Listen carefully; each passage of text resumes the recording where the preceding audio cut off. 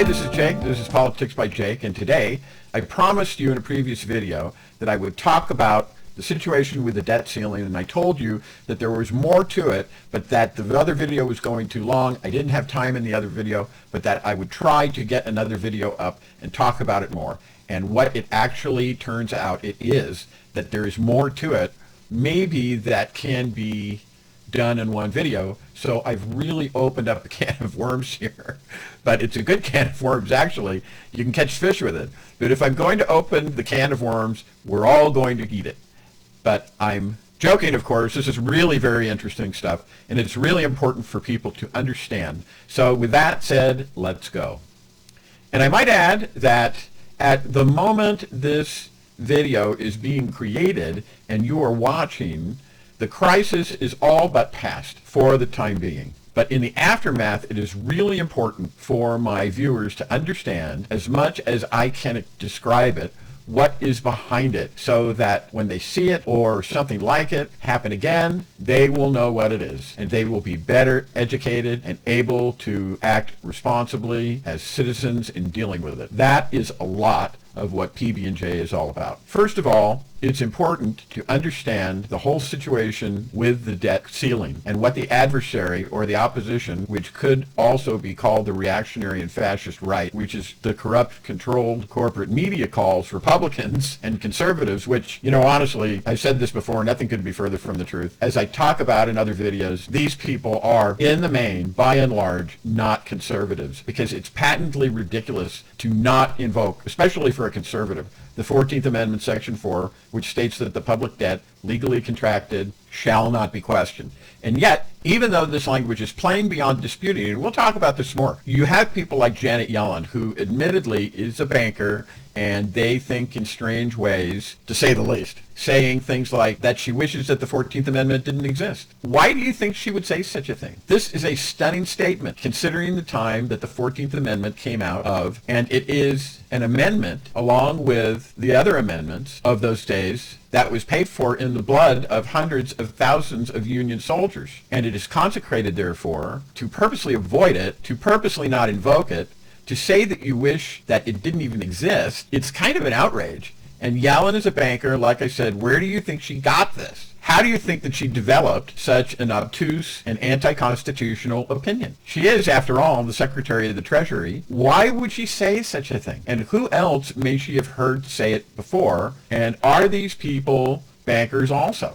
Is this something that we should therefore be concerned about? Well, I say it is, but onward we go. So if there are such considerable amounts of people who, for some unfathomable reason, at least as far as outward appearances are concerned, actually want to willfully ignore the plain language of the 14th Amendment, we need to look into that as befits our duty as citizens of the United States, and we need to know what the other side is relying on instead of the 14th Amendment, so we need to talk about that. We'll get back to this in the next video and discuss further as to why this is, but for now, let's just go with the rest of this. Another concept that I want to introduce is one that is hard for people to understand, except that they can understand it so far as their own lives go. But when they look towards our government, with all of the modeling and shaping that our government has done when we are young to make us believe certain things, we tend not to apply it. And the thing that I want to introduce is that the ultimate power is money, and the ultimate power in the economy and the strength of the economy, and that there are men for whom this is everything. And this is the thing that is difficult for people to understand, because not everybody is that way.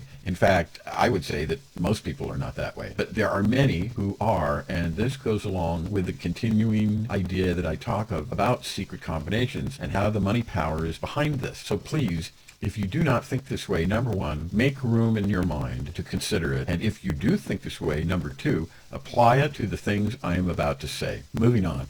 Back at the Constitutional Convention near the beginning of this country, and bear in mind that the Articles of Confederation were already in place at this time. Basically, you had this situation where in order to get the southern states to sign onto the Constitution, some concessions had to be made about slavery. One of them was to make slaves 3/5 of a person, and in fact, this is known as the 3/5 Compromise. So, in other words, basically for purposes of apportionment, this 3/5 Compromise gave to the southern states a significant boost as far as having seats in the House are concerned. To no small extent, because of this created a situation where going forward, the Southerners always dominated Congress in the antebellum United States. And it is just because they were allowed to count slaves as 3/5 of a person. And yet, of course, these people were not considered people. They were considered chattel. And when I say that, I mean like cattle, like a table, like a wagon, a rake, or a fork, or a chair. They could not vote. And this gave the South tremendous power in Congress. They were getting an apportionment which was solely an inducement to get them to join the Union. It was a huge compromise. And honestly, given their mindset and given their strong adherence to the institution of slavery, it gave them power that they did not deserve. And it was done in order to persuade them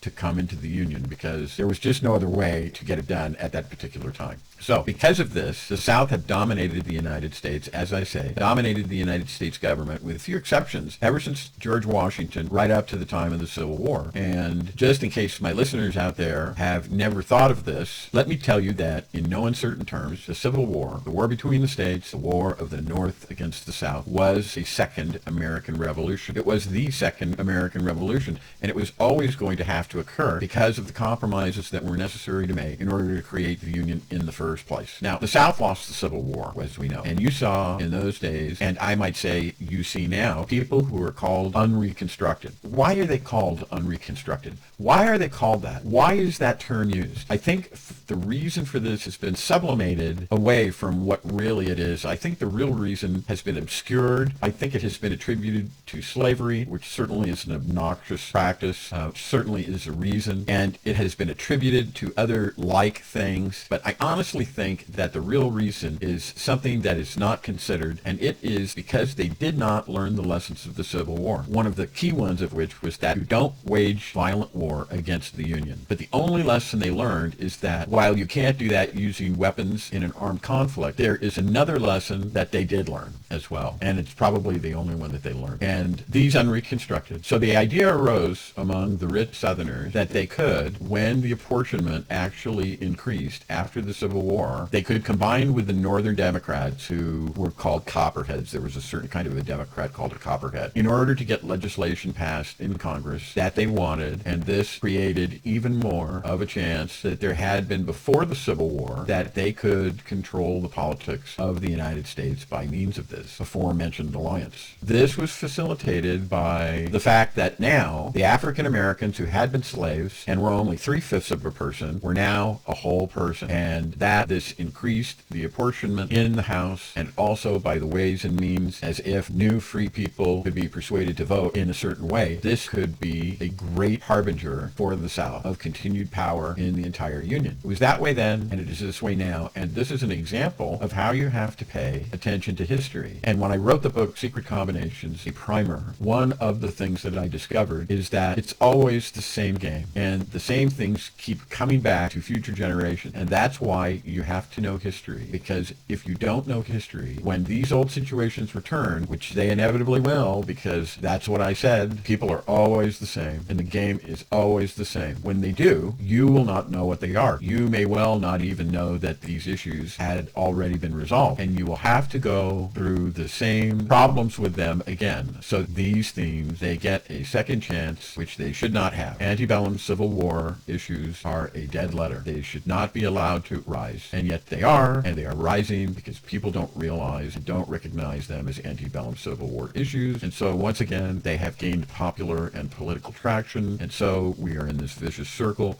of dealing with the same problems over and over again, and either getting only a temporary resolution until 20 or 30 or 40 or 80 or 100 years later, and then they're coming back again. And people don't know this is the same thing that already happened, and that was already resolved and resulted in the deaths of hundreds of thousands of Americans in order to resolve it. So this is really very serious stuff. So in other words, the bottom line on this is if you try to destroy the Union by force of arms and you fail fail, you can always try to do so by means of bankruptcy, by financial means. It's still a conflict, but instead of military weapons, you're using financial weapons. Now, one of the dirty little secrets of the January 6th insurrection, that coup d'etat, that armed attack on the elected representatives of the people, the Congress of the United States, is, number one, the people who did the outward attack, the people who were seen largely on live TV, are the small fry. They are the people who Lenin described as useful idiots. They are the people that Marx described as the lumpen proletariat, or in other words, those who have fallen out of the middle class for one reason or another. And in a secret combination, you have to have these. You have to have the suckers, the credulous, the ideologically propagandized, the easily led, what Oswald, the purported killer of Kennedy, described himself as, patsies. Oswald said he was a patsy, who will do the distasteful dirty work, and who tragically wind up almost always working against their own interests, even though they're persuaded by the technicians of these secret combinations that in doing the acts that their leaders inspire them and egg them on to do, they are somehow, in some inchoate way, actually working for their own interests, because they are manipulated by other aspects of the secret combinations. Again, this is always the way that it is, and these are the people who in the aftermath are the very first ones who get it in the proverbial net, which is another way of saying they're the first ones who get identified, they are the first ones who get caught, they are the first ones who get put in jail, they are the first ones who are indicted for criminal offenses against the United States, they are the first ones to go to trial, they are the first ones found guilty, they are the first ones sent to prison, usually for a really long time. But one of the big, huge, dirty little secrets of these combinations is that there are other persons who I would call fifth columnists, if you will, other insurrectionists who participated in the lead up and the implementation of this coup, and they are still there. And I am talking about the various legislators in the House and in the Senate who are masquerading as Republicans, masquerading as conservatives, who are there right now at this very moment that you are listening to this and watching me, who are disloyal, who are traitorous bastards, who, like the South after the Civil War, have learned nothing from the Civil War, if ever they knew anything to begin with. On January 6th, they tried using violence, but just like the Civil War, they lost. They failed. And now they're trying using financial weapons. So in other words, this debt ceiling nonsense that you are seeing is just a continuation of the attempt of January 6th to overthrow the United States of America by means of the bankruptcy of the United States, which, by the way, is something that I talk about in my book. And when I speak of these people, I am most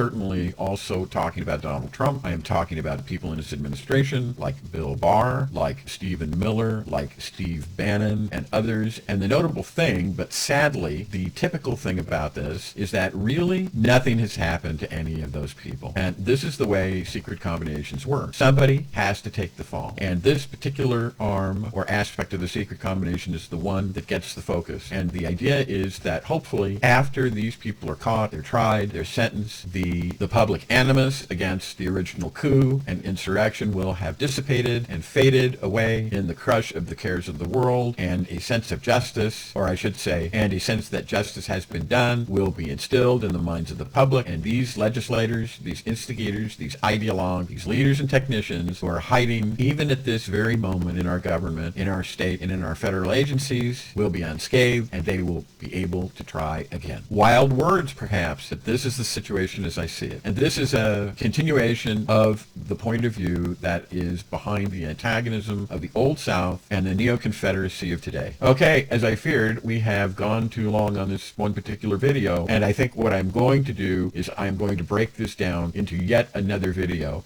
And that video will be the final video, and in that video we're going to talk about some of the right reasons why, using the plain language, honestly, it is completely stupid to continue to allow these reactionary and fascist elements, these neo-Confederate elements in the House and in the Senate to continue to wage this financial war against the United States using the concept of the debt ceiling, and how the concept of the debt ceiling is in and of itself both terminally stupid and its implementation would be a worldwide catastrophe. That will be the next video in the series, and that will about wrap up this particular series. And I say again, if you like what you are hearing here, what you are seeing, please subscribe. And also, we're going to have just a little thing that I tack on to the end of my videos. So I will see you in just a minute, and stay tuned for the important message that comes after this.